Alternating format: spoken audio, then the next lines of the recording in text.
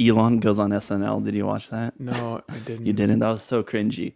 I'm like, I heard it was now I really. know I don't watch the show. Like, this is so bad. Yeah. It's such a, like, I don't know. You just feel uncomfortable watching it. Like, there's some stuff like you feel, you laugh out of just like pure Uncomfortableness. Yeah. uncomfortableness. Yeah. Yeah. It makes, oh man. It Dude, was, did you hear that Elon Musk said they're not going to be taking Bitcoin? oh yeah. Which I find so interesting because he was like, oh, it's bad for the environment, but they're not selling any. Yeah. So they're still holding it. So, I mean, if you really wanted to, I think he realized it's like basically you're like, oh, you know what? There's all these cryptocurrencies, let's say all these forms of just currency in general. And you're like, you know what? Gold's going up in value. I'm just going to buy a bunch of gold. And you're like, you know what? We're going to start accepting payments in gold. Like, I have to ship you gold to buy a car. Like, that's going to be insane. That's kind of what Bitcoin is. It's just, it's not really good for moving value. Yeah. It's nice, like you can use it as that way, but there's better systems in place to do that. So that use less electricity and stuff like that. So I think that's what he's kind of on about.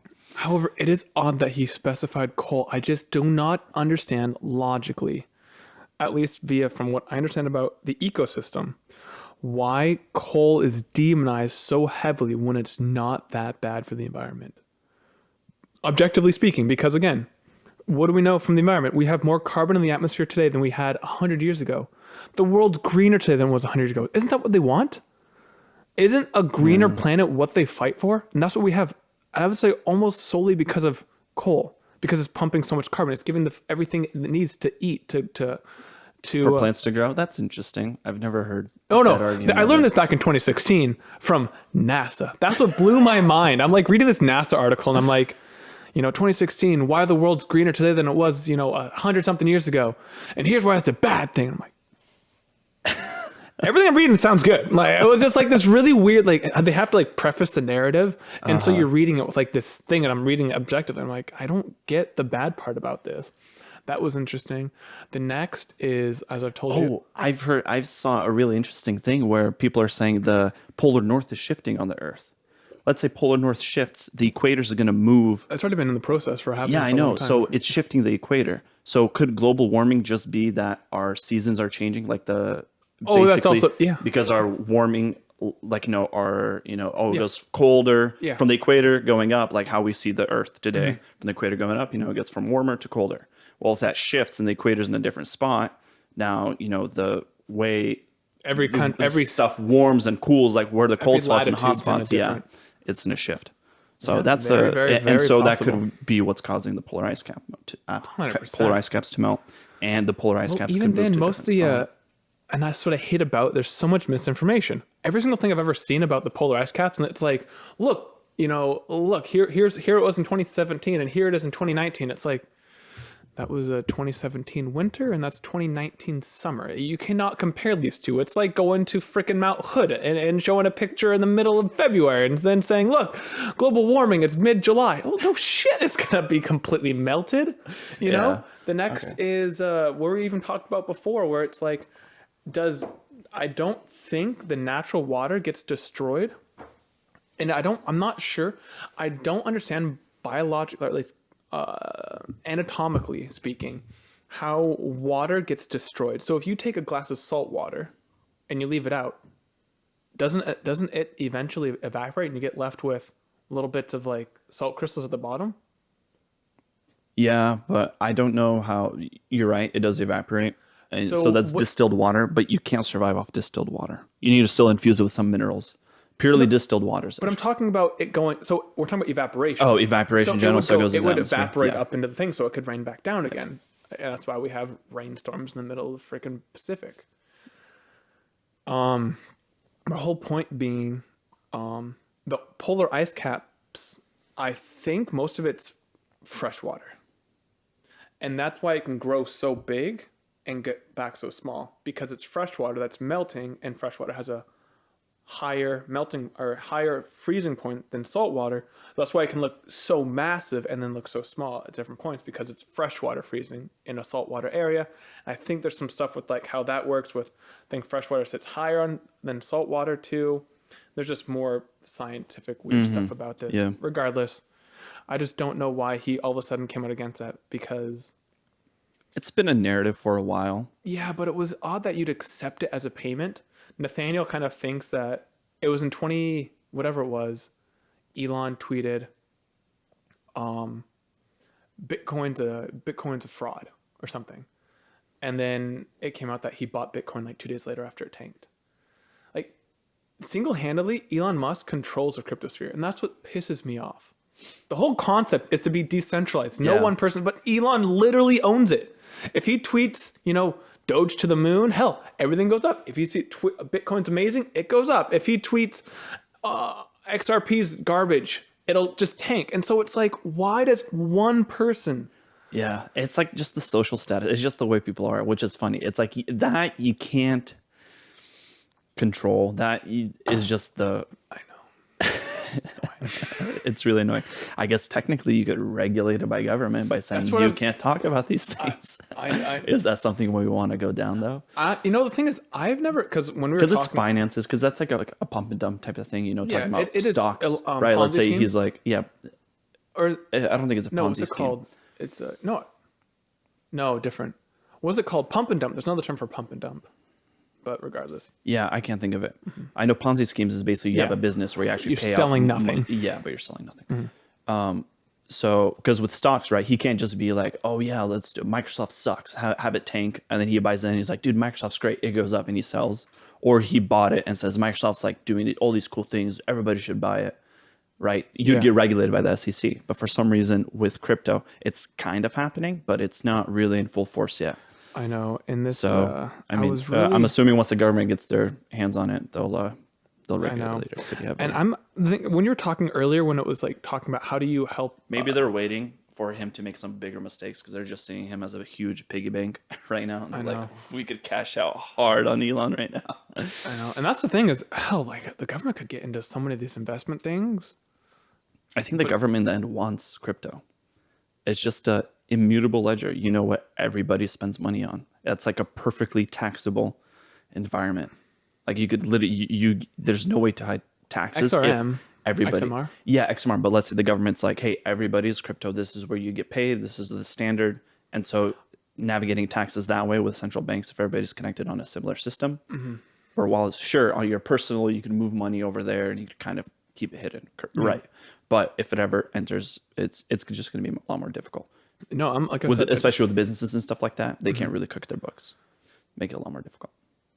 I'm not. I don't see a big issue with that. It would be nice if you could have a private. You can move money around as you want, without being traced. Yeah. But we should probably start talking soon, because I could just keep going on. About Yeah, random I things. know. You're like, oh, we've been recording for a while. But I was gonna say, Elon about the Bitcoin. What else was it? SNL, just being a joke. Yeah, I heard that. Doge was. I really thought it would pump more. I think it's because people left it for Sheeb. I think a lot of people left Doge for Sheeb. I wonder why. I was so confused about that. Like Sheeb was so hard to get. I think Now it's on Binance, but Oh, Sheeb's on Binance. It is on Binance. yeah, it was like maybe 2 days ago they put But it I up on think there. it was because it literally goes back to the concept of, all right, so Dogecoin's at 60 cents. Is it quicker for Doge to go from 60 to $1.20 to double your money from where it's at? Or is it easier to go from No, I get that, but you still have to have the numbers to go into Sheep. So what but pushed it? Like I didn't see I a would lot of people. assume it's just whatever those There's circles so are. many people that are salty in these these crap coins. Yeah. Because they're like, why isn't SafeMoon going up, huh? And I'm like, you probably have money in it and you're pissed that Sheep went up instead of your thing. Because you know how much money they're making right now. I know it's It's like people in there, Doge people are like, why is everybody buying Sheep? It's like, well, it's the same thing as you. yeah. Can't argue with them. What was it? Cousin of mine bought some Sheep and they put grand in and they got up 16 grand. That was when the first one that went up. So I don't know if they sold there. If they would have went up the second time, they would have almost, doubled their money again. I don't know how much that would have been. That would have been insane. Let's actually, It went up 20,000% from what it started at. yeah. And I don't think it's even on the charts anymore. I think it tanked hard. It did. It tanked hard after. So I guess let's just start with NFTs. You know what NFTs are? You're gonna know better than me. Non-fungible tokens. I know what they are. Yeah, it's a very interesting concept. It's like basically you could grab something, like let's say a photo, and what you're doing is you're looking at the pixels, the colors, the size of it or whatever, and you're creating a token that's encoded from that photo. Now, I think some people kind of mistake this and they think like, oh, you're basically taking that photo and you're making it a coin. Not really. What happens is that coin links to that photo. So it has to be on a server somewhere. So because what would happen is like, let's say you have to, all these photos or videos that become NFTs, you'd have to store them on the blockchain. That'll be a lot of money. That'll take up a lot of space. So what they do instead is you host it somewhere else. But what you do is just this really small token gets generated from that photo. So if somebody gets that same photo, it has to be the same pixels. If they, crop it or, change the saturation a little bit, it's going to be a new token now. So you have to, so if the same one So gets could you just posted, take one? Could you just get one image per se? Let's say the typical example is you get a picture of the Mona Lisa. Yeah. And you have that as an NFT. You just change the saturation slightly, and you could sell it as a different one, or Yes. Technically, yes. I don't. Maybe some of them have gotten smart enough now, but I don't believe they'll be able to detect that it's the same photo. Okay. So they would have to have really smart systems in place to be able to look at that, because usually it just looks at the hash of the file, where it like basically looks at each pixel. It's like, well, these values aren't matching all these other ones that I have here for the real Mona Lisa. Therefore, it must be a different photo. You could look at, like, you'd have to basically incorporate machine learning into actually looking at the image and actually looking how it correlates. Like, oh, it's like a 90% match. So if it's like, higher than 80, then don't allow it. Yeah. They would have to do some kind of systems like that. But as of now, pretty sure if you just change it up, you'd be able to post it again. Now, how they stop that, because you're like, okay, I posted up there, I could sell it, I could make a bunch of money. Well, it costs you $100 to generate that NFT. There's a lot of different types of NFTs. For now, I'm talking about the basic ones that most people know about, which is the photos or whatever Yeah. that people have been selling. Like Beeple, it was a $69 million or something like that he made. He's Beeple. He's like an artist. Oh, And so wait. he sold like a collection, like he did 5,000 of his photos and gifts or whatever. They're all compiled into one thing. And it was 5,000 of them. And he sold that. Somebody bought it for $69 million. So that was an NFT. Now, the person, when he bought it, he bought the token that represents that photo. So technically, he's the correct right owner. You could go to that same website and just right click and save that image, and you'll have the same photo as them, but you don't technically own it. So that's what that thing does. And what's funny is some of them, you'd buy these things, so you'd have the token, but where the photo's hosted, let's say it's on Amazon, it gets taken off of there. Your thing's gone. So you'd click on the coin, because sometimes it's like hyperlink technically. Okay. And so the coin would be linked to this web address or whatever to save space, instead of just having it literally stored in the coin. So you click on it and it'll take you to nothing. And you're like, where'd my photo go? So that has happened with some stuff. So that's just like the base. I think that's what most people know as NFTs, but there's like a lot more to them. Like, I guess let's start with OMI. I think that's a good one, because that kind of goes into the collectibles. It's like more of a, and then I think we'll go into Engine and Theta later, but they're a little bit more different. Yeah. But with OMI, that's a really interesting one, because it's like they're trying to be collectibles of NFTs. Yeah. Going into the comic books type of thing. Yeah, Omi's pretty big in that stuff. It's kind of all in the comic book realm. They have DC, I think. Yeah, they have what is the term?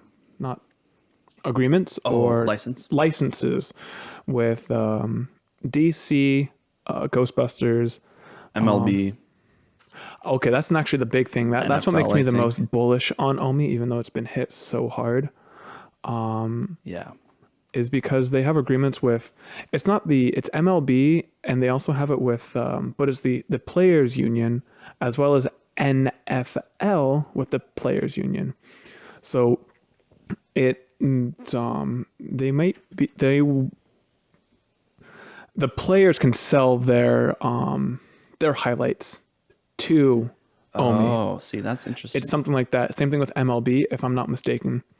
Now, So you could be trading baseball cards yeah, technically, it but of basic, highlights. yes, that's exactly Pretty what it sweet. is.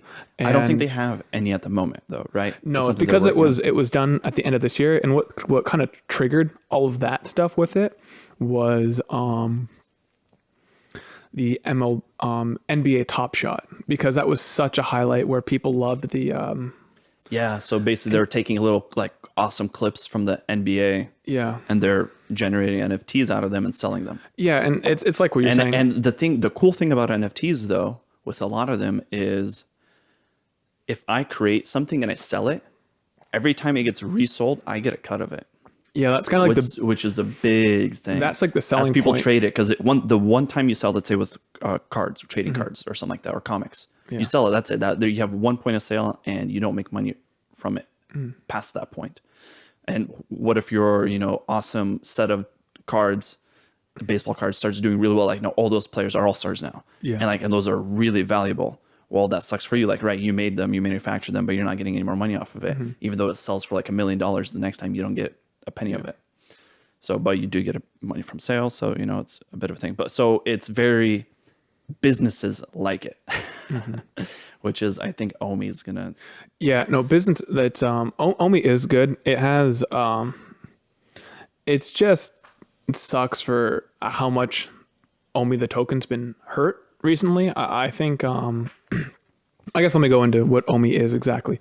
So yeah, it's kind of the comic book So Omi is the token. Oh, Omi is the token. VV is their platform. Ecomi is the business, the company, runs it. and then Omi is their token that they use on their platform to buy and sell. Yeah, that's what basically their transactions they work on it. Yes, it's the it's just the coin it has with it as the Backbone. the backbone. Yeah. But their main thing, the market, I guess, where most people use is called VV. Yeah, And a lot of people VV's the that app. use it, they don't even know that their stuff works in the back end on crypto because you just use gems. Yeah, because you will buy and sell in gems, and one gem is equal to one USD. So it's like a stable coin. Yeah. Funnily enough, yeah. But they don't really mention that in their white paper or anything like that, that it's like a stable coin. It's just something that they... It just says, when you Uses open a the app, conversion it just says one gem equals one USD, but just kind of it is a stable coin though. Yeah. But it's there's just so much raw potential with this project. I just don't know why it's not going up as well as it did. Well, I think it's still in the early stage, still in beta. Beta actually finished. Oh yeah, they're official April now. Or Yeah. end of April, beginning So of May. now they're out of beta, but they still don't have a lot of the features that they've been promising. It's because there's just so much.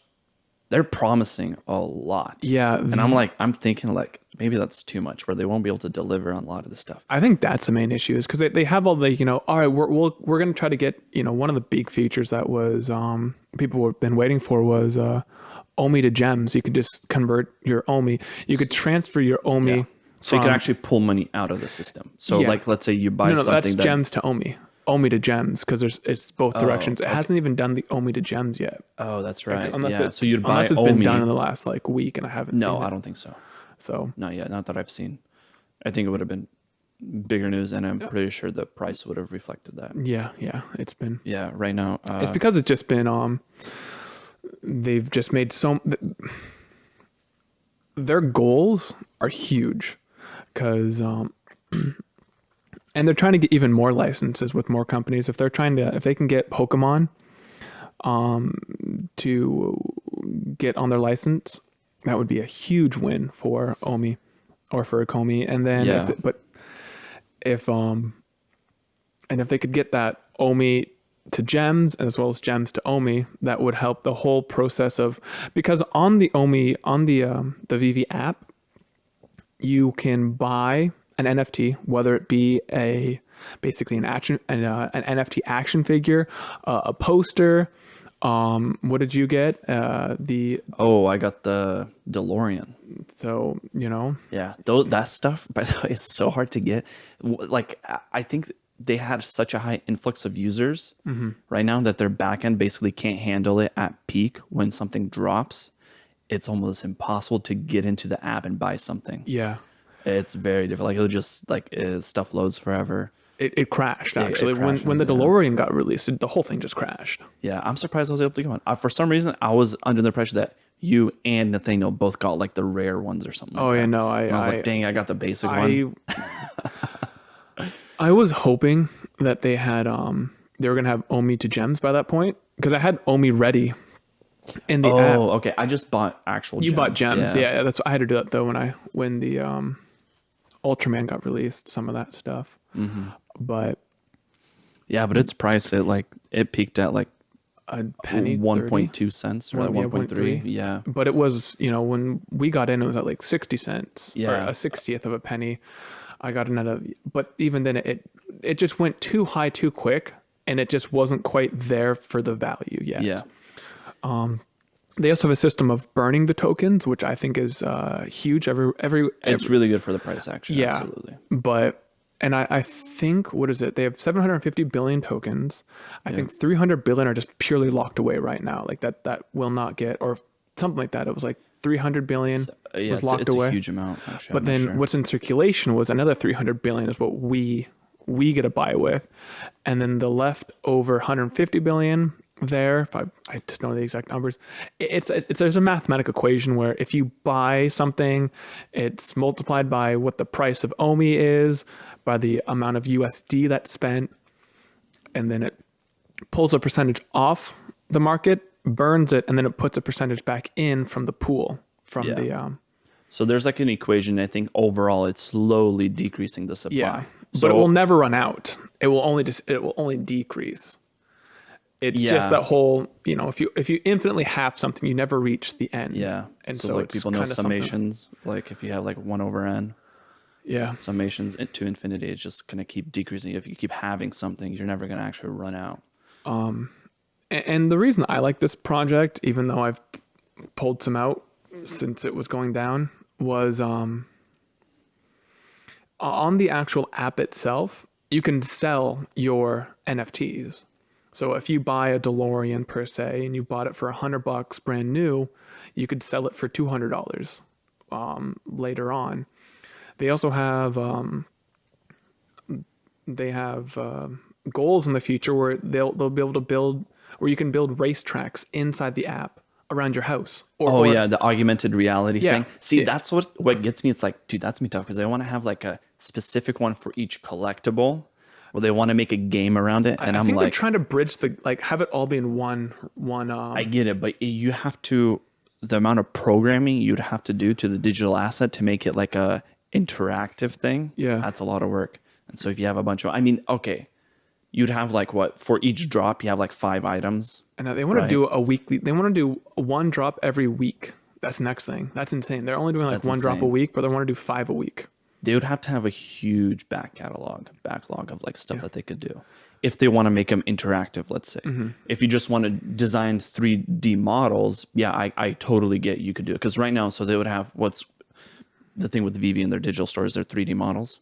So you get Batman, and you could do augmented reality of like of your fireplace, and so on the mantle, you could put your DeLorean on there, take a photo of it, through augmented reality. Honestly, some people have So it's done some pretty cool images that I've seen on Twitter. Yeah. They post them. Some of them are super creative. Yeah, they look really cool. And even there's other ones where I saw a Batman one that was it was shadowed perfectly, where it looked like an actual person, and you were looking at this real person, and it was just such a weird, trippy thing, because you're like, no, that's a 3D model.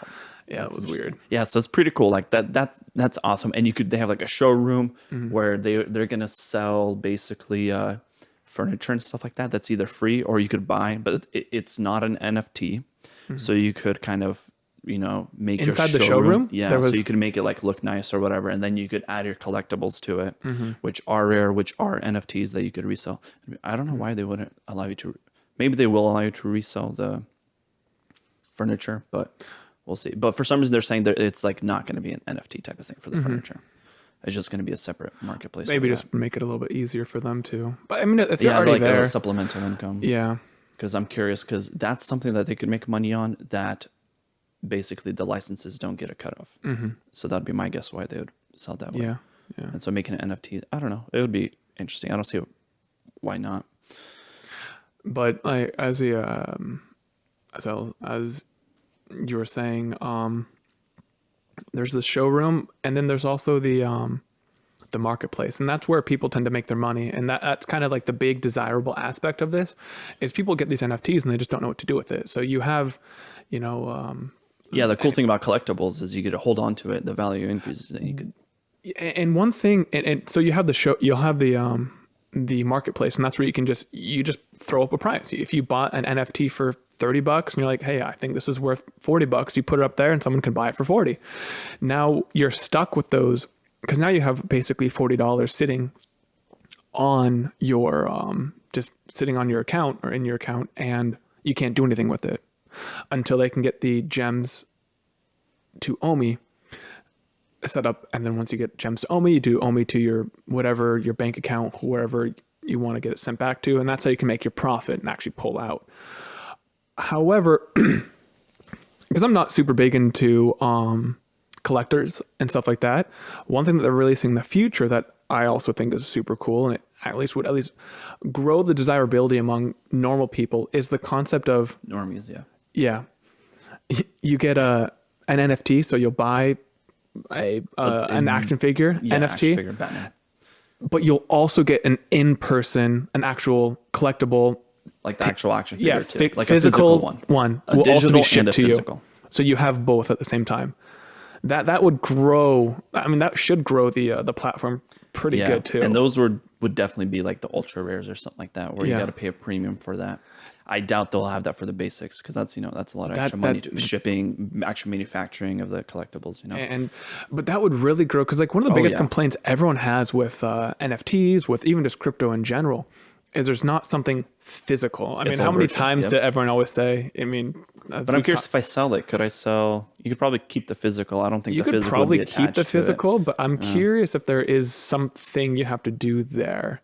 Other things I thought was crazy in the future. I know. I wonder if it's like you sell both, and maybe there's I actually have no idea. I don't see. This is where it gets to. You just don't know how to exactly track this.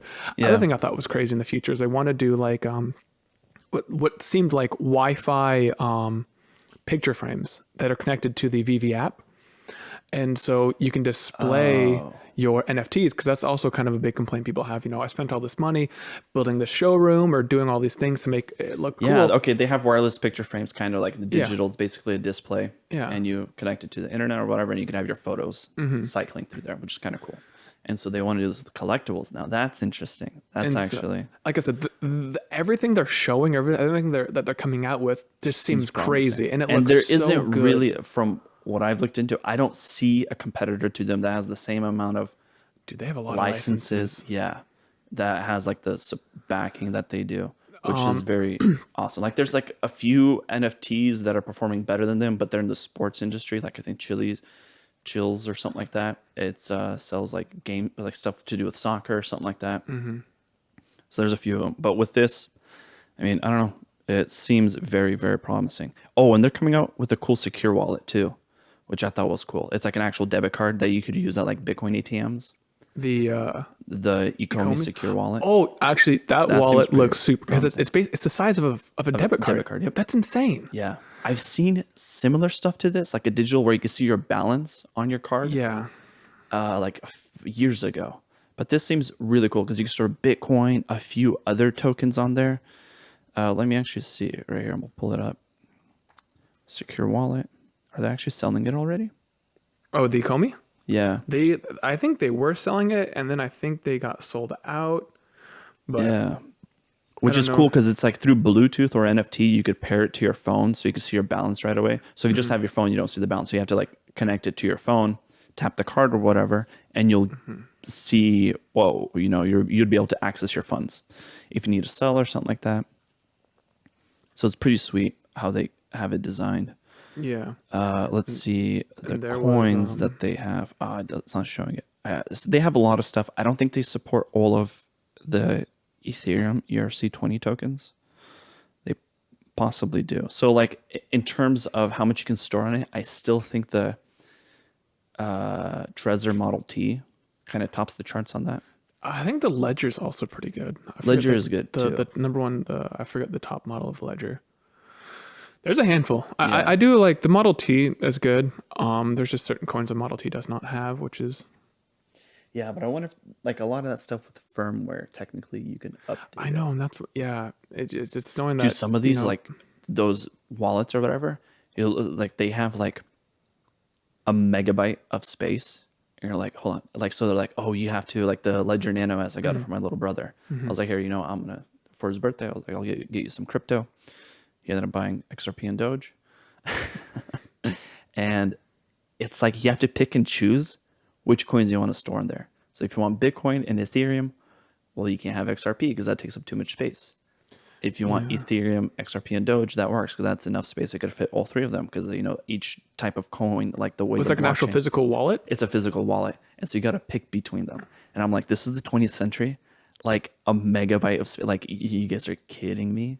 Like you could put in an SD card or like I don't know. It's just so small and the thing is big enough. How they big could was fit it? One megabyte. 1 Not even a megabyte. gigabyte. You said megabyte, and my mind thought gigabyte for a second. I was like, okay, how big is each wallet? No, Like, 1 megabyte. It's like that's insane. That's absurd. That's like you could micros like you. There's Micro ways you SDs could, can go 128 gigabytes. Yeah, it's like why not put that and future proof your system? Like I'm sure you could even buy microcontrollers that have more memory than that. And I'm assuming they don't even have like a storage thing. They're just using whatever the microcontroller that they bought. It probably comes with storage on it, and they're just using the internal storage on that as their space. And they could have easily, I don't know. It's just like for $50, that's what you get, and that's super nice because it's like it's just such a hassle. So I don't recommend the Nano S. I think the Trezor Model 1 Yeah, is that's like much better. oh, you're talking about you got like a one that you Ledger. So No. What one did you buy? Ledger Nano S. Okay, the that's what cheapest you one bought. they Okay, have. I just heard Nano And then S the at one that you first. got Yeah. was the Trezor Model 1. Model 1. Yes. Yeah. And then I got the It's Model fine. T. I mean, yeah, the Model 1 works well for Yeah, me. and you store a lot of stuff, and you don't have this whole hassle of having to install different applications No, to use. It's just no. it's so Well, much. there are different wallets you have to download though, but Yeah, you know, have to like download them, but you don't have to pick and choose. Like with I'm you have to running go out to of you have to space. go to the actual website for those Yeah, specific which wallets, is- like XLM, for Yeah. example. It's not on the actual Trezor. You have to go to the XLM website or something. So like hopefully this Ecomi thing they get it figured out where it's simple and it's that. Yeah, they have like big names Yeah. with them. The guy that brought Pokemon to America, he's part of their team. hold on. He's actually part of their team. Yeah, he's one of the chief people. I think No he's, way. That's why. So people Yeah, are because bullish that's about what people Pokemon. speculating that he'll be bringing Pokemon onto it. Wow. And I don't recall hearing about that. Yeah. Okay. and so once they get Pokemon, that should. I mean, we're all in our mid-20s. Hell, we all remember, Charizard being the most desired freaking card. If you had a Charizard, it was like the end all. Even though it wasn't even that powerful per se, it was just like it was a Charizard. I don't Yeah. even know what made it so rare, other than it was just desired. Yeah. Because I don't It's a dragon. recall. That shit's fire. I don't recall As a kid, that was like the Blastoise best being one there, ever. or Blastoise, or the Venusaur, or the top. Yeah. Venusaur, Yeah. Stegosaurus. I don't even think Pikachu was that desirable either. He wasn't. Pikachu very was just strong. cute. Like it was just kind of Yeah. like that, there. But yeah, Charizard. And I wonder if they'll get Yu-Gi-Oh too. If they got Yu-Gi-Oh, that would be huge. Really? Is Yu-Gi-Oh even that big? Yu-Gi-Oh's pretty big, just with Not like some Pokemon, of though. those. No, it's not like Pokemon. If they got like Magic the Gathering cards, that would be insane. I think Magic the Gathering, they're big enough that they're probably going to do their own thing. Never done I doubt they'll do Magic the Gathering Why or they'll gotten connect into to it. Ecomi. I've never even. No, I just know that's like the biggest card game, like Yeah, money I'm wise. surprised to learn that. Yeah, but it's insane. Like they have like cards worth millions. I know, and the thing is about Magic the Gathering apparently is cards you can only play with cards that are made in the last 6 months or Yeah. something. It's like Yeah. guaranteed profit. Like that's Yeah. it's the most guaranteed profit business model, because And they have this whole power creep thing where it's like if you don't have the latest cards, they're just so much they're stronger than this one. So it's like you're at a disadvantage by not buying the latest thing. So they're really good at making people buy their they're stuff. very good at marketing.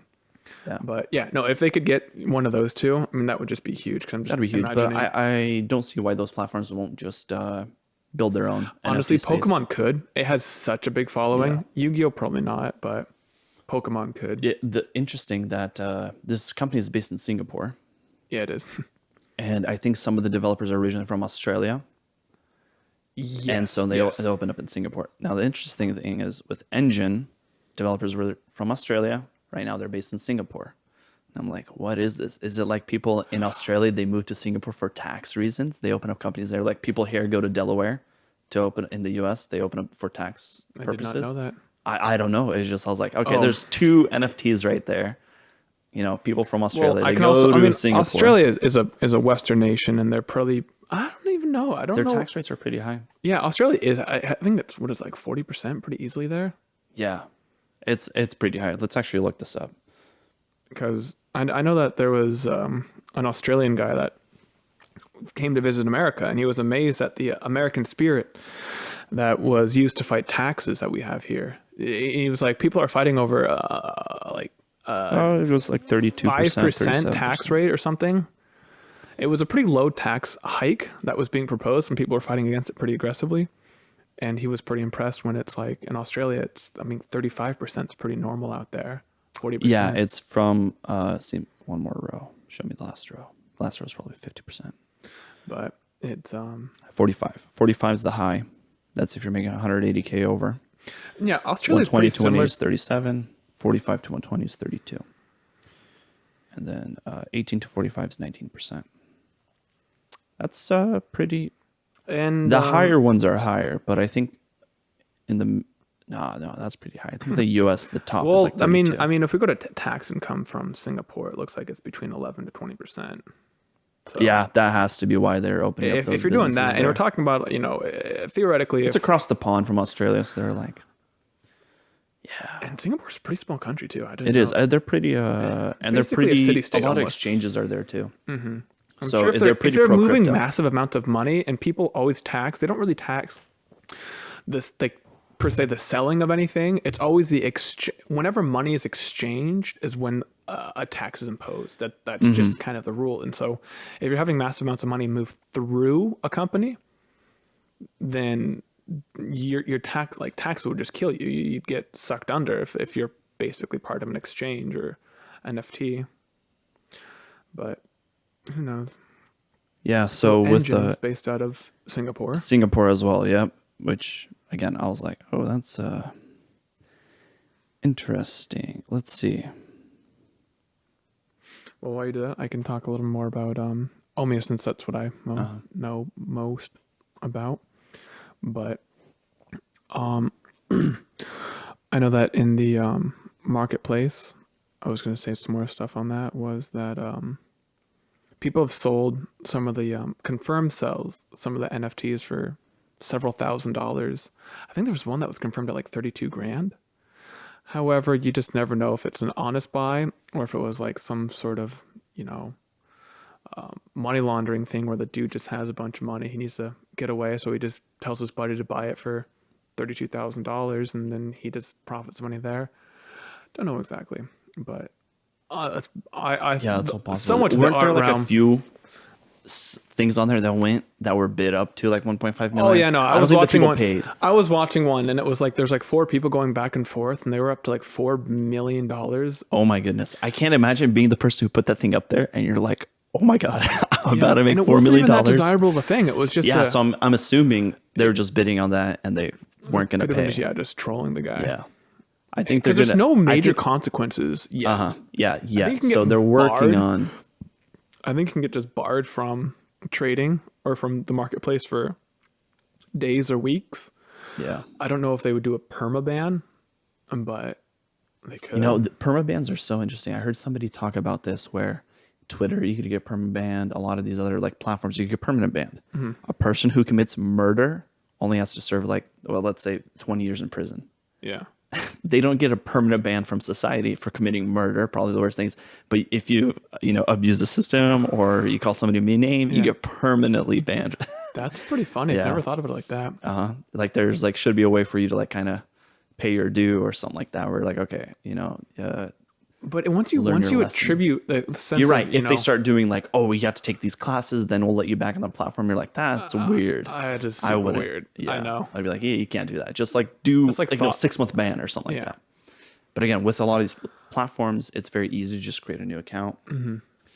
So If you're a prominent person though, they'll know if you created a new account, they'll just ban it again. So it's, if you're banned, you're banned. Like, but if you're just like a normie and you know you get your account banned, it's create a new one and continue trolling. But Engine, like you've kind of looked into it, right? A little bit. I just didn't do as much research as you. Yeah, it's a pretty interesting one because it's actually incorporated with video games. What I like, I mean, their market cap's around 2 billion. I think Ecomi is at like 700 million with their market cap. Okomi is a little bit Omi lower. hit 2 billion at a point. Dude, Okomi, like, yeah, when it ran, it hit 10 cents or something like that. One penny. Sorry, a penny. Omi is at 700, yeah, shy of 800 million. We'll say 800 million is what they're worth.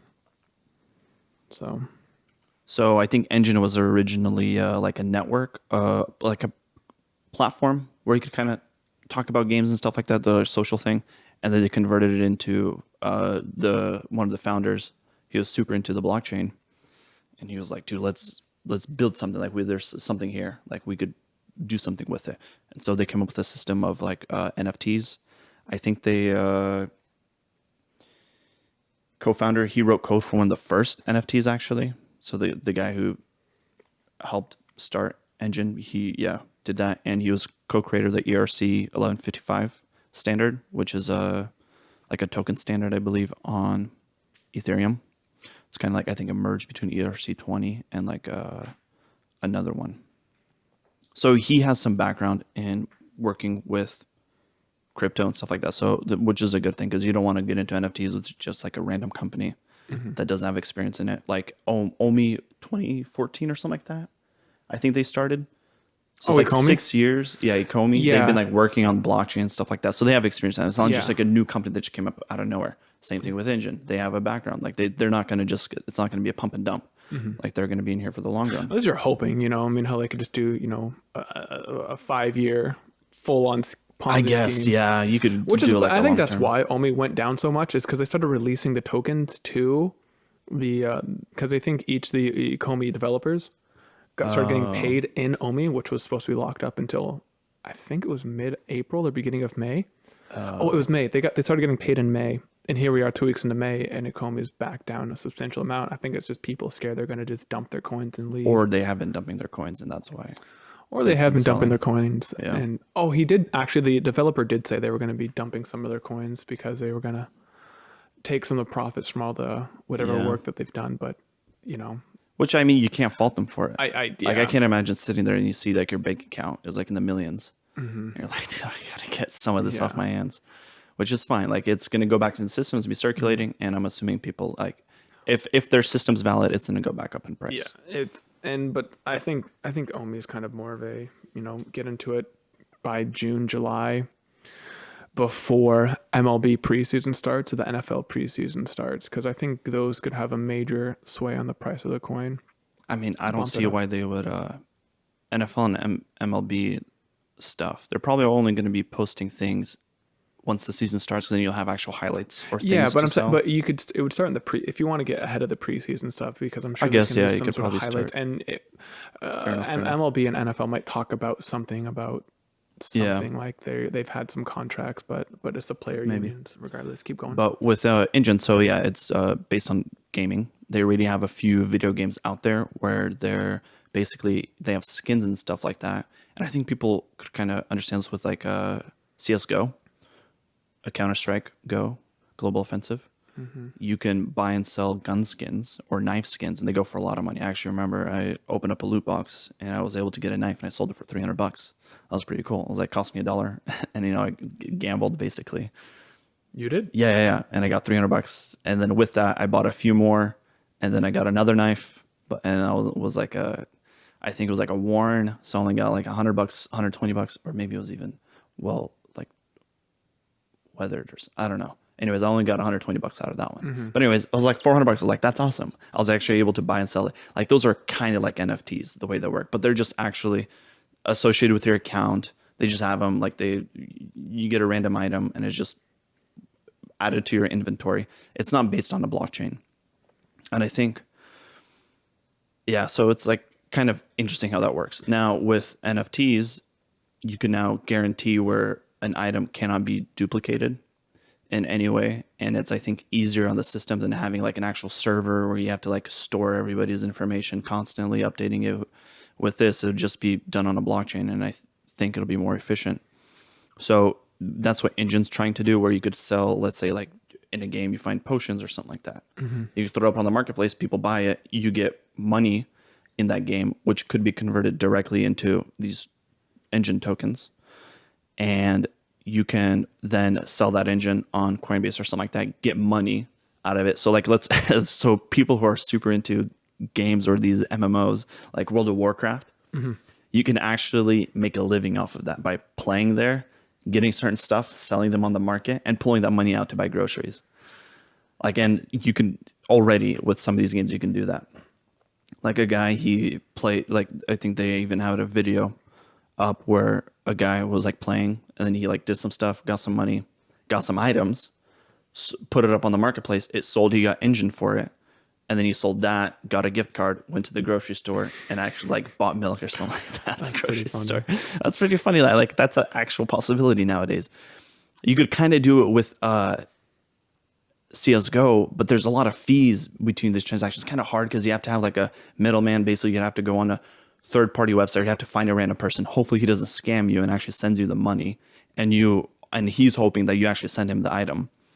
So what they do is they have a middleman where you go to this website where they have a bot, and you're like, hopefully this company doesn't just hold my money and take it, or hold my item and take it, and that it actually goes and exchanges it. And so they take a big cut out of that, like 20%. Now, if you go with NFTs, and I think on those sales, basically Counter-Strike or Valve, they don't get any money out of it. If you go to NFTs, that sale, they got a portion of the cut. Anytime it sells, again, they're going to be making money off it. So for, let's say, if Fortnite starts doing NFTs for skins, like that'd be insane how much more money they would be selling. They're already on the battle pass and people buying skins, they're making billions of dollars. Yeah. And so if they start doing, people start selling stuff, like to create a marketplace where you could buy some of the rare skins that were out in the early seasons before it blew up, where people can't get them. Like they'll be selling for like, hundreds of thousands of dollars. They'll be making, a few $100, $1,000 off that.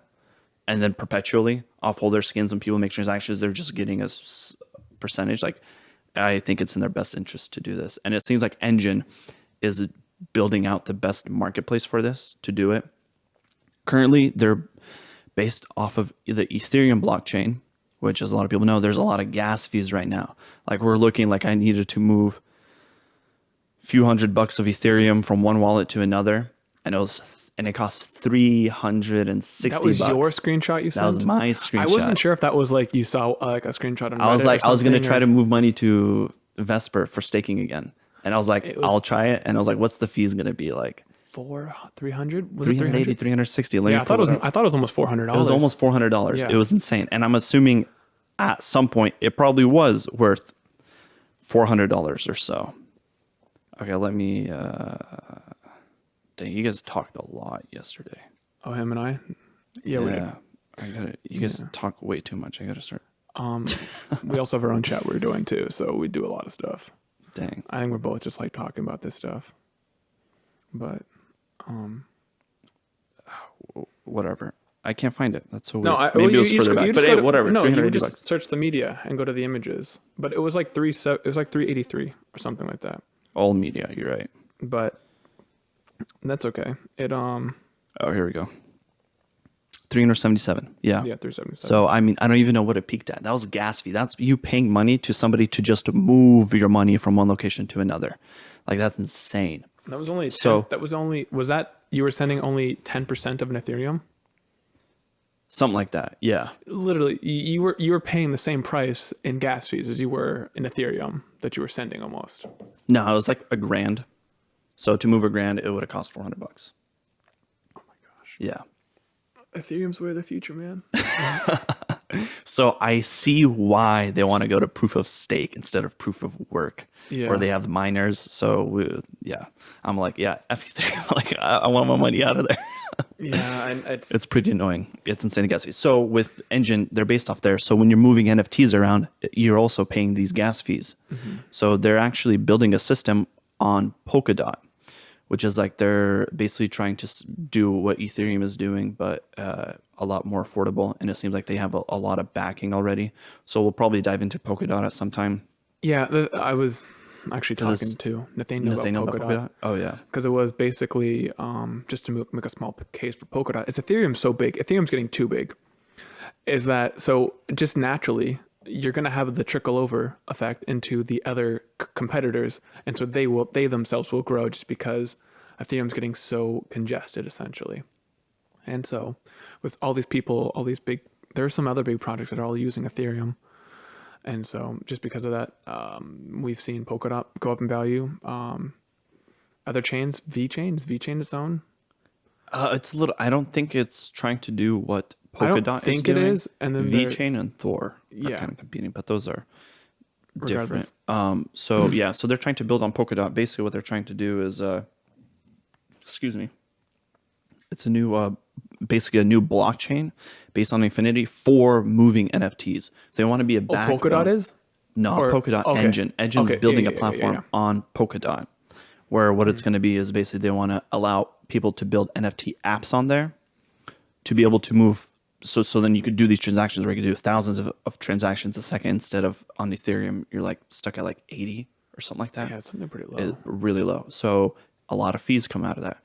So because they want to be able to move it there, and then you could have for something like millions and millions, but if not probably 1 billion registered users for Fortnite, however many there are, like how many thousands of people would be doing transactions just on Fortnite alone if they create their own NFT platform.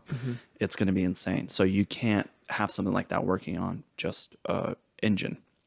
So they're creating a new thing. It's called Efinity, and it seems like it's already has a lot of backing. What's cool about it is you don't need to know programming to be able to get your NFT on engine to your 3D model. They have like a UI platform where you could go in, you could customize it, and you could actually set it up without having to know any sort of programming to do it, which seems really cool. It's called like Galaxy or something like that. It's like another company that is basically designed to allow you to easily and simply create NFTs basically. And so Engine's incorporating that, and I think it's going to be built into Efinity, and it seems very promising because again, they're in the gaming industry and they're like into this, which I think is going to blow up so much more. Like augmented reality and collectibles, yes, that's cool. That seems like a smaller market than the amount of people like putting money into all these games. It just seems like it has a lot of potential with the way it's set up, because a lot of these other NFTs like photos or whatever, and this one just seems way more compatible and designed for like the gaming environment. So like, let's say, why wouldn't Fortnite choose OMI or Ecomi and the VV platform over Engine? Yeah, and I think it's just because they're just two different realms. One's kind are. of like in the video game. One's action figure based, collectibles, collectibles. comic books, that But type I mean, of stuff. why not have like Fortnite action figures? Couldn't you theoretically just do both since they're selling different things? Yeah, maybe. I'm curious how that would work if they would have to do some sort of licensing, because if you do the Efinity platform, basically you could just use it'll allow Fortnite or who is Epic. It'll allow Epic to basically build out their own NFT ecosystem on there without having to do all the back end work of getting it set up. It's like already there for them to use.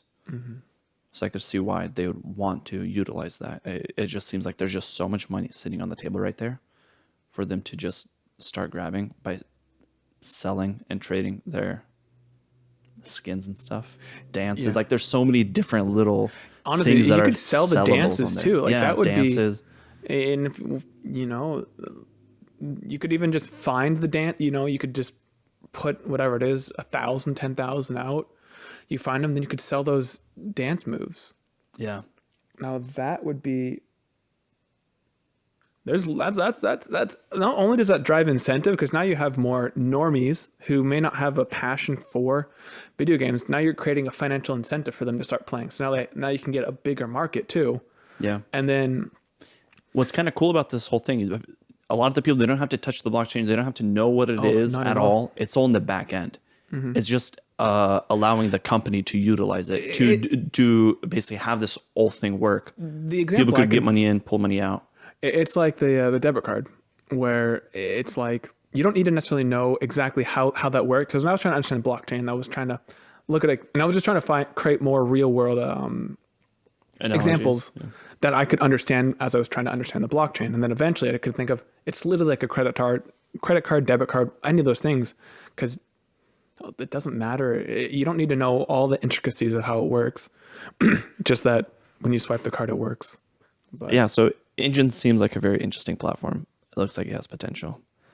And then the other one, it was just I was looking at some NFTs and Theta came up because it's at the top of the chart of NFTs. It's like number 20 coin overall.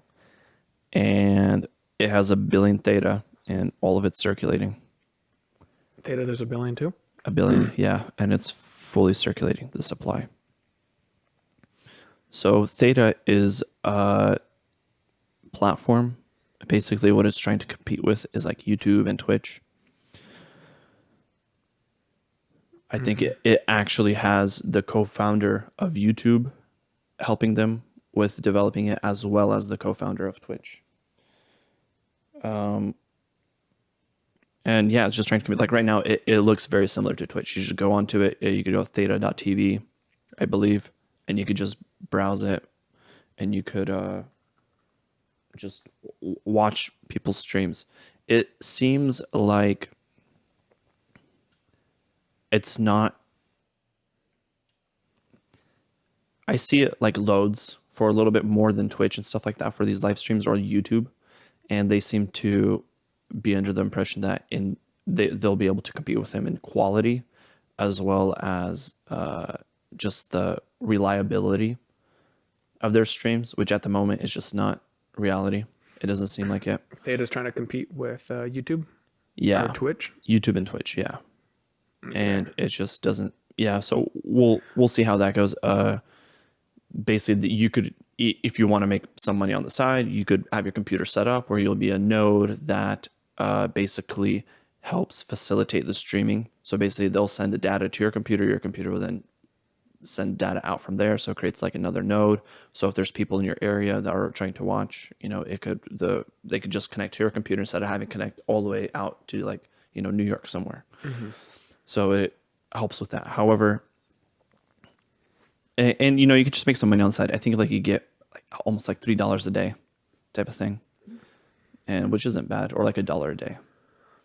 It's $1 a day, so it's like 3 T fuel. Oh yeah. And so it ends up being like, which is like 30 cents right now.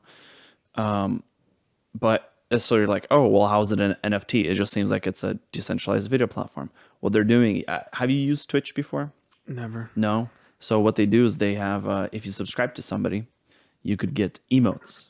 So different, like there's designed, like the guy on the channel, he hires somebody or he himself makes emotes for his channel. So you could do like, it's like emojis, but it's specific is that like to the when channel. Someone like subscribes and makes that little? No, that's different. So it's like in the chat, I could post stuff, like it would be like a little like character, either laughing or something like that, but it's specific to the channel. So it's like his style or something like that, or it's like inside jokes with the channel. So you get access to those. Here, however, they use NFTs for that. So you could then, so it's kind of interesting. So I don't know if there's like a marketplace for these, but if like there's some random ass NFTs or not NFTs, emotes. There's just random ass emotes that go super popular. Like there was on Twitch, the KekW one went like viral. It was this one channel. He got the face of the guy, the Mexican guy from that. He's like laughing. People use it as a meme for certain stuff where it's like businesses laughing at their customers or whatever. Or like random things. Like the Hispanic guy, he passed away recently. He's like telling the story. He's just laughing like hysterically while he's explaining the story. Oh, that one. That one, yeah. That guy. So that guy, they get his face, and he put it on, and it went like everybody has that emote now. If that was an NFT, that guy would be making money off of all these people using it. Basically, like you'd be able to like if you create a successful emote that's super popular and every channel wants to use it, you'll get some profits from it, which I think is really cool. And so with Theta, they basically like they have these tokens, and I think with the tokens, as you watch, you earn tokens, which you could buy emotes or you could subscribe to the person, so like you could help support them. Basically, you take a lot less of a cut. Like if you go on Twitch, Amazon takes a huge cut when a person subscribes or they commit or they do donations. They take like a good portion of that money. So with Theta, it's the cut is a lot smaller. Basically, you're just paying for the upkeep of the servers running, sending the files or whatever, being able to distribute your content. So you're making a lot more money off each donation, off each thing. Like currently, the issue is they don't have enough users. So if it gains more popularity or it gets a more stable system on it, where you could actually watch stuff like here. Let me try to. Here's a NASA one. A NASA one? Yeah, it's just random NASA streams on here. I think it's like NASA TV, and somebody's grabbing it and streaming it here. I don't know if it's officially. No, it's actually NASA. But what about NASA streaming? Just that? It's on here. It's streaming. I just wanted to see on how the fast. engine? So it seems on theta.tv. Yeah. So I mean, there's people streaming on here like Twitch basically, and you could do basically live shows. So and it's just a way for both the people who are watching, they could earn money by watching it. So instead of getting ads, like you actually make some money by sitting there and watching a stream, which you can then spend on streamers or whatever, or you could pull out, which is kind of interesting. So it incentivizes people to stay there and get money. That's pretty big. Yeah, I mean, it's interesting. Like, it seems weird. Then where is the money coming from? And it seems like it's coming from when people do donations or something like that. Or, as a streamer, you have to pay a little bit of money or something like that to have your stream running for your content to be delivered. Most places that you donate money to, like YouTube is the easy example. Whenever you send $1 to someone, YouTube takes 20%, so they're getting paid 80 cents. So I mean, there's simple things like that. I'm sure Twitch does the same thing. What was the other ones? Twitch does, What was the one where people donate to people? Patreon, similar concept. No, I think actually Patreon doesn't take a cut. They don't take a cut at all? Yeah, that's really, really, really small. That's like the surprising thing about Patreon. Let me actually look this up. Regardless, I mean, I'm sure Engine would take some sort of cut, or Theta TV would take a cut. That is pretty cool though to if they do pay their That's around 5% for the free one. If you pay for the platform, I think they don't take a cut or something like that. Well, or very so small they're making cut. money. Yeah. But I mean, like compared to YouTube or whatever, right? If you're donating on there 20%. Yeah, it's insane. That's why if you ever want to donate. But again, that's what crypto allows. Like if you build these platforms like, let's say Patreon or like YouTube, where now donations, like basically the person providing value for the platform gets a lot more of the money. I think it seems like a no-brainer for people to start switching. Just right now, there's no users. So it's like kind of like the chicken and the egg thing, right? It's like dating apps, you know? How do you get the girls on the dating apps? Well, you know, it's just a bunch of men that are on all the dating apps, and they're trying to get the girls to come join, but they just never end up joining. Yeah. And so now you got all these. Well, right now you don't got either. You don't got the men, you don't got the ladies. And now they're trying to figure out how to get at least one of them there. And they're like, we'll figure out the other one later. You know, you got to get the girls there first. That's key. So what would the girls be in this case? The users, people wanting to be there, or the anyone content like that? creators? It's just going to be any sort of Twitch streamer, anyone that's basically good at any of the major games that are being played. I've never really been into esports, so I don't know what people watch. So you're thinking about like that? Well, they tried that. Microsoft, they had a platform called Mixer for a little bit. Not for a little bit. They had it for a while. And they got Shroud to come over, and they got Ninja, so like the two biggest streamers out there. And then a few months later, they're like, we're going out of business. They paid millions of dollars to Shroud and Ninja to join their platform. Like they spent so much money on it, and then they didn't draw as many users as they thought they would. Basically, the people were like, why would I, now I have to go to Mixer.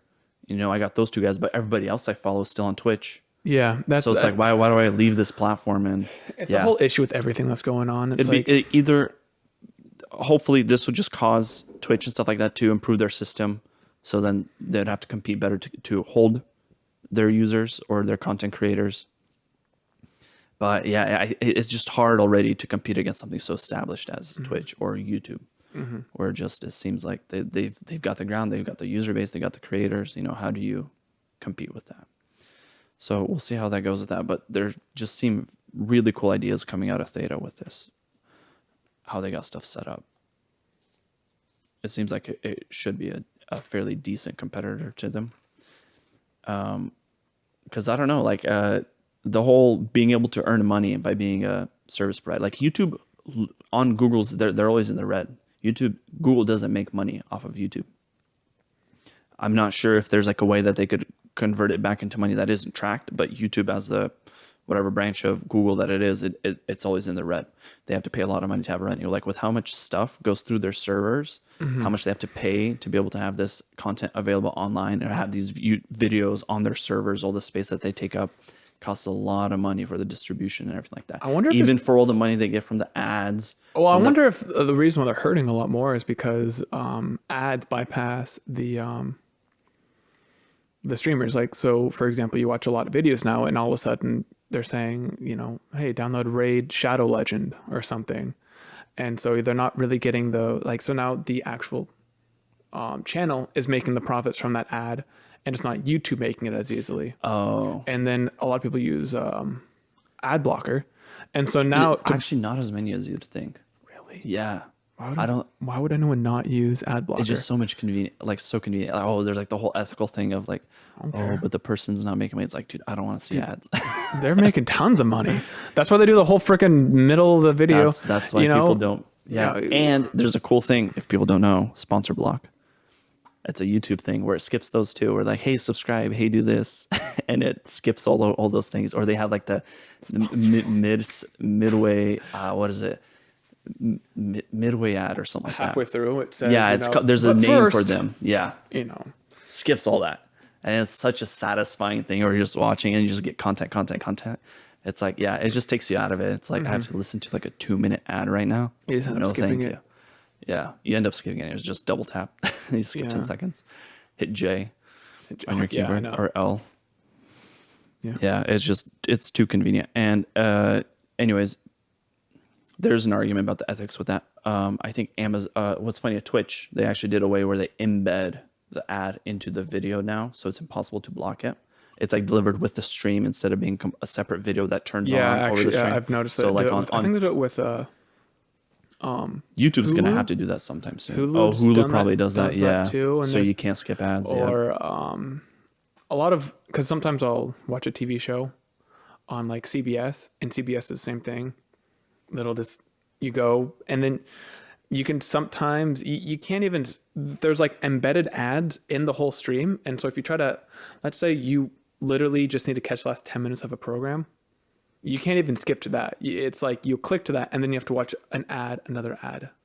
And so it's like really they will get you with ads in most of these things. So you can always just watch them elsewhere. Yeah. Which I've stopped doing. So it's just, it kind of takes away from the experience. Like we got away from cable TV with all those ads you'd have. Oh, it's so funny. And now they're reintroducing them into all these systems. And it's like, it's just the whole thing of all of a sudden, everyone got off cable to go on Netflix so they could pay the $4 a month to watch the movies they like. And now you have Disney Plus, Hulu, you still have HBO. You have all these other ones. And now you have, since people got off cable, now you have the, whatever that is, NBC has their own streaming service too. And I'm sure you're going to be getting others. Everybody's trying to get so now into it's like, eventually it's going to be $100 to watch cable TV again. But now you have to do it all online, but it's $100 again when you went from going from $3. And so all of a sudden you're going to have that. Yeah, it's insane. It's annoying. Yeah, they're trying to. But I guess I don't really care. I don't really watch TV. Yeah, So, same. I mean, I don't think a lot of people under the age of like 30 really watch a lot of TV. Yeah, like where do you, like at an airport, I guess? Just watch CNN. Yeah, that's all they have there. That's occasionally see a Fox News. But yeah, that would be like in Florida or something. But yeah. Like that's the only place where you see cable TV these days.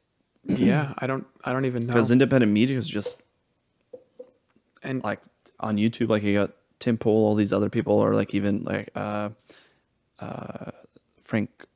Franco, some guy. He's like he's a bit more liberal, but he does his own news thing and people watch. It's like you get content, the news, without having to go to these cable things Yeah. get all these stupid Well, ads. that's the thing is I've learned with media, and we're gonna get way off topic now. Yeah. Well, I mean, kind of like Theta's trying to capture this market. Yeah, it's just that it's just narrative being pushed, and you don't really get to spend as much time on just the meat of the substance. And Yeah. so it's, I mean, hell, even as I was telling you before, they'll read an article and they'll preface the article with the narrative, and then they'll tell you something about the information, and the information is different than what the narrative's saying, and so you're kind of confused if you're just looking at it objectively, regardless. Yeah. But if Theta can get this, where it's you're trying to get a so are they trying to go for like a more all-encompass one potentially, or almost like a cable network thing, which you could do, I guess. No, and if you were paying the people to watch it too, and they could use that money to, hell, how many old people could just all of a sudden make $1? If you could make $1 a day watching the TV all day, I'm gonna tell you right now, working at the retirement homes, that's all they watch. Yeah, you could just even have the TV on in the background. And you're making some money. Yeah. Airports start making, they have to cut their losses with all the flight stuff. They all download That's this. funny.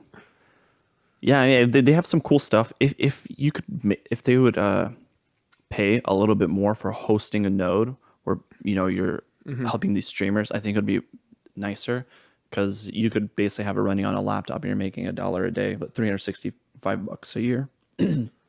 That's not bad. You have to do enough. You have to do enough. Because it doesn't take, I don't think it takes that many resources.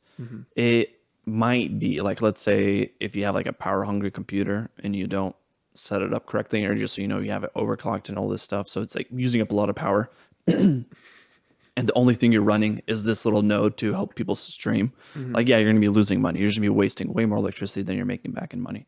But if you have like an efficient, like probably on a laptop or something like that, I think you'd be able to pull it off. I don't know what their actual requirements are. Maybe they'll be like, oh, you need this much RAM, this much this kind of processor. And so if that's the case, then maybe a laptop might be pegged all the way, and you'll be same thing, just losing. It won't be efficient, and you won't be making as much money.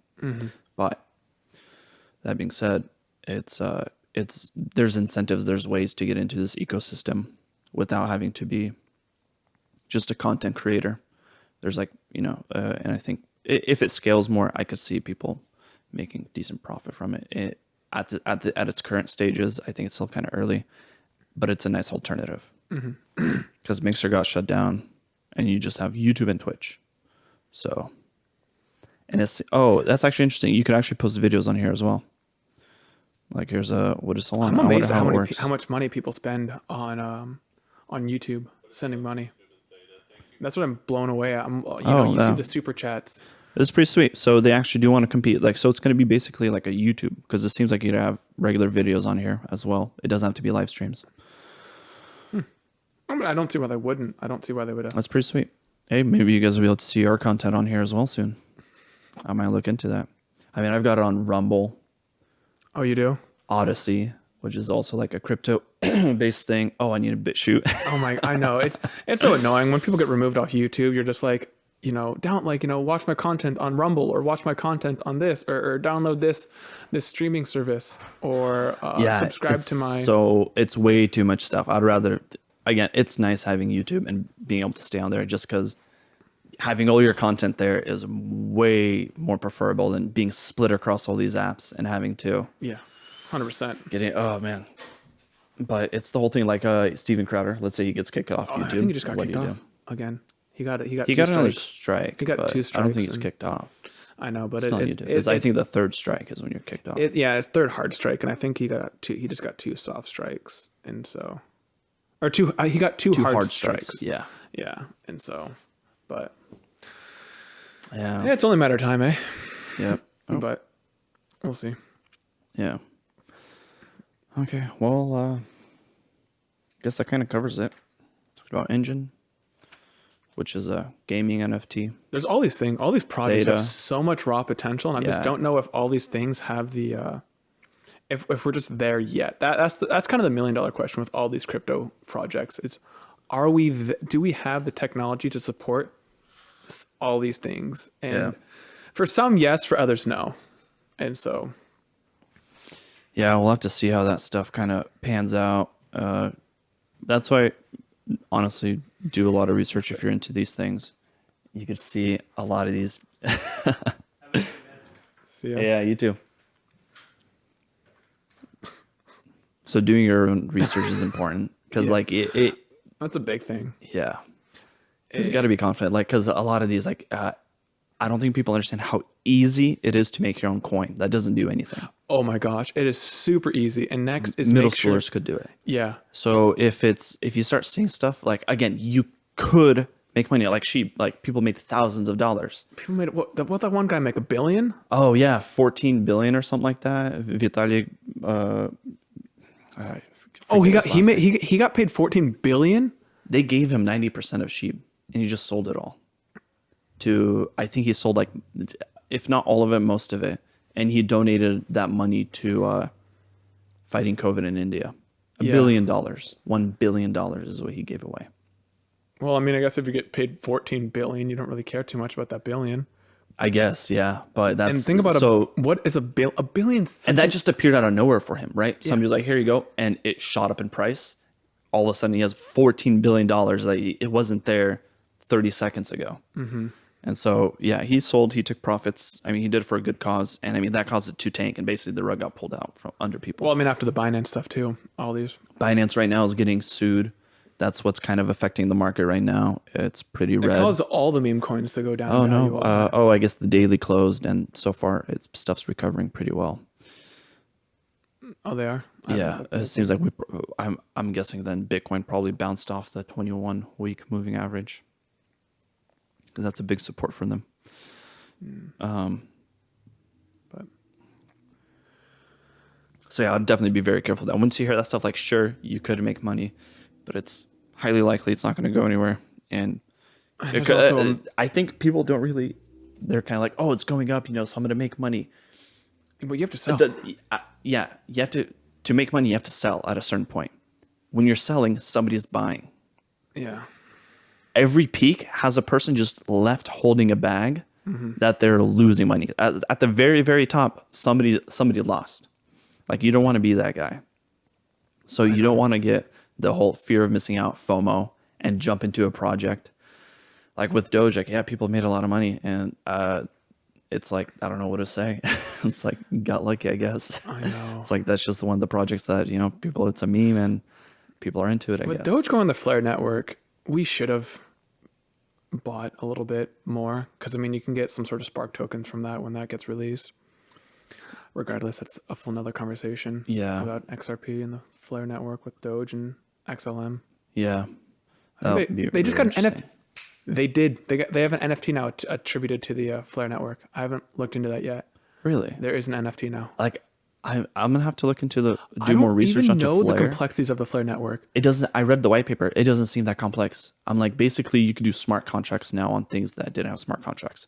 Yeah. That seems like that's it. But the network everyone's talking about like it's this biggest thing in the world. I don't hear that much Okay, about not it. everyone, I should say. Yeah. Those inside like the XRP community, they love the Flare. Absolutely, because they think that's going to make them money. Again, we could dive into this. I Yeah. think they're just biased.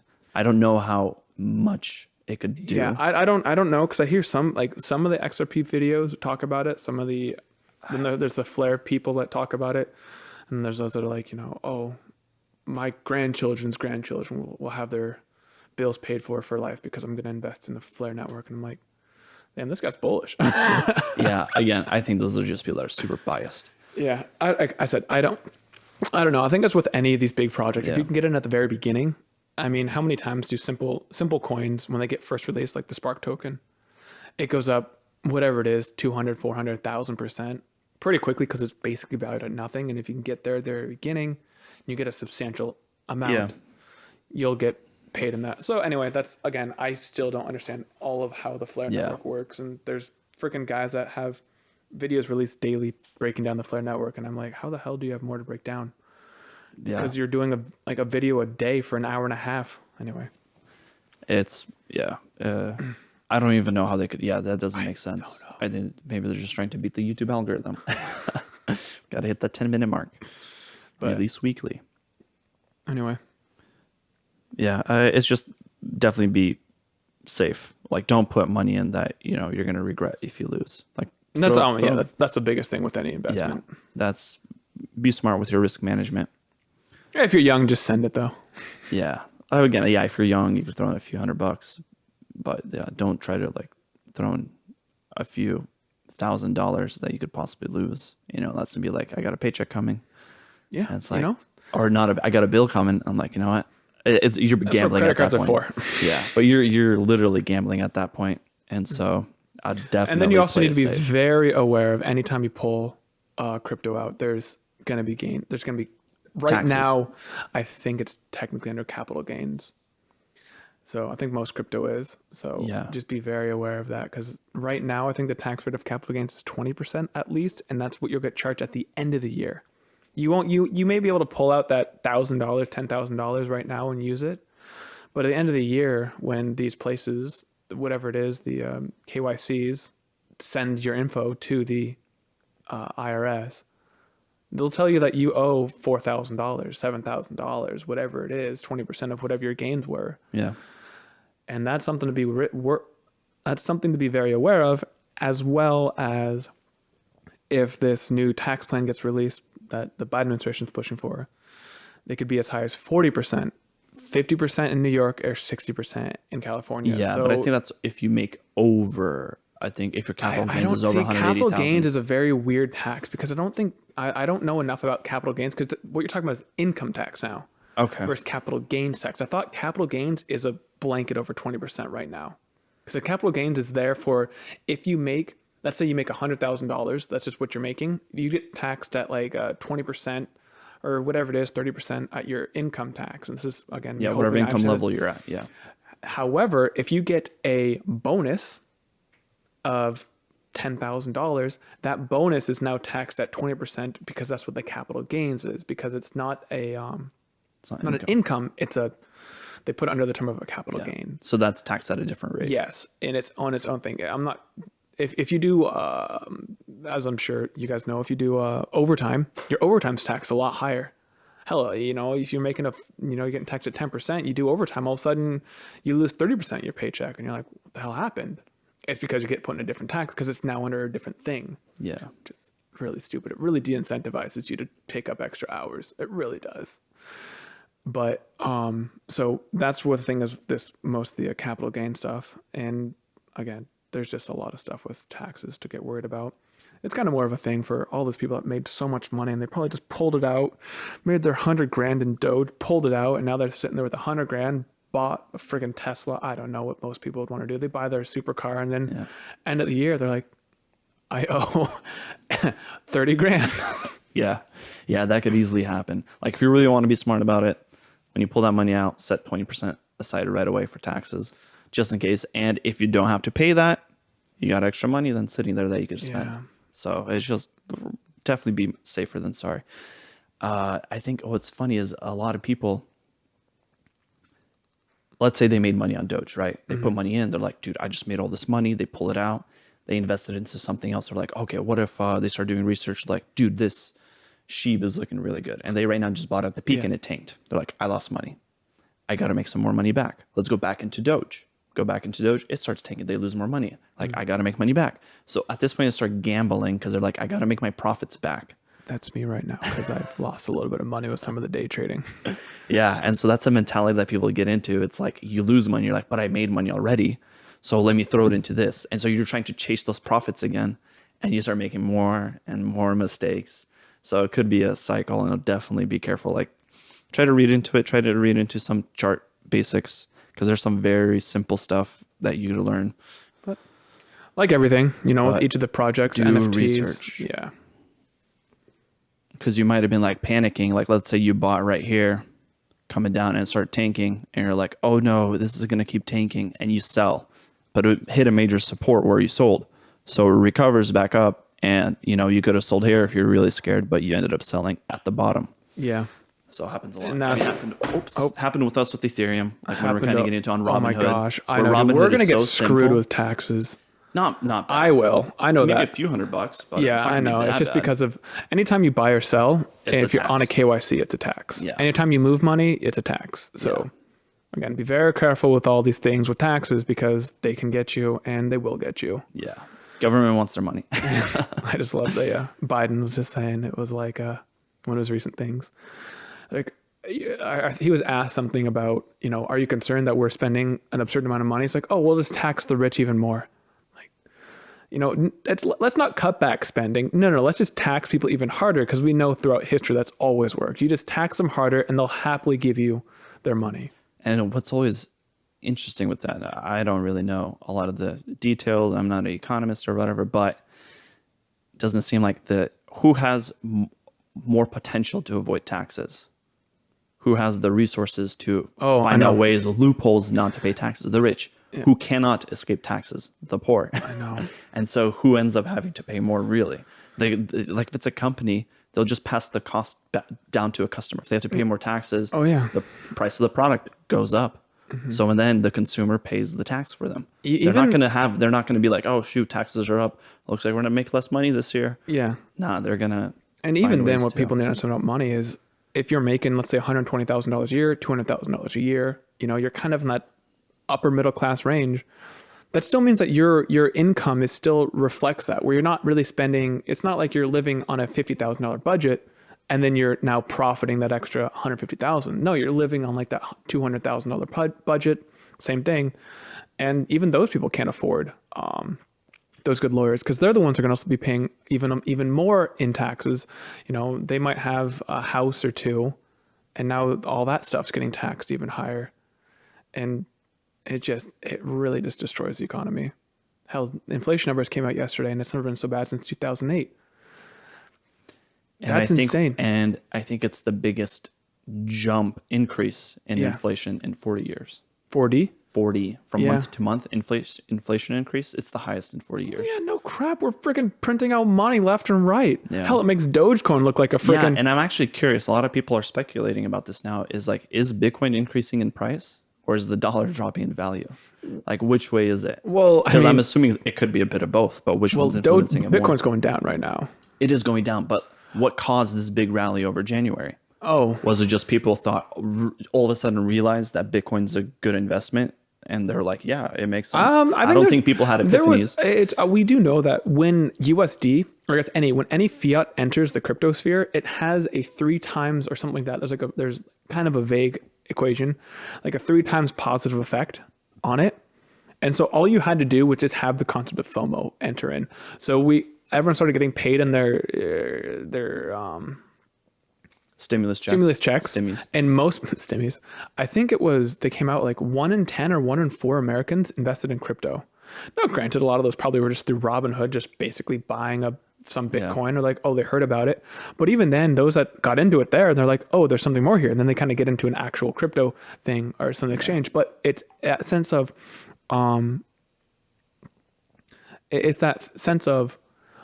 for every fiat dollar, there's a 3 or 4x positive effect on the market itself.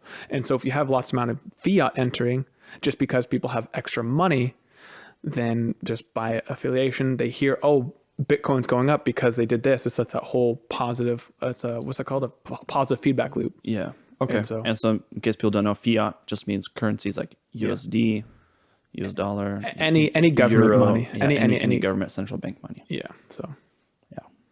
Well, anyway, just do your own research on this stuff. Know your things, and make sure you're not screwing yourself for taxes come the end of the year. There's some great NFT projects, great crypto projects in general, and try to follow real ones that have some sort of end goal in mind, and don't always chase the meme coins, because just as quick as they go up, it's as quick as they'll go down. Yeah. Words to live by.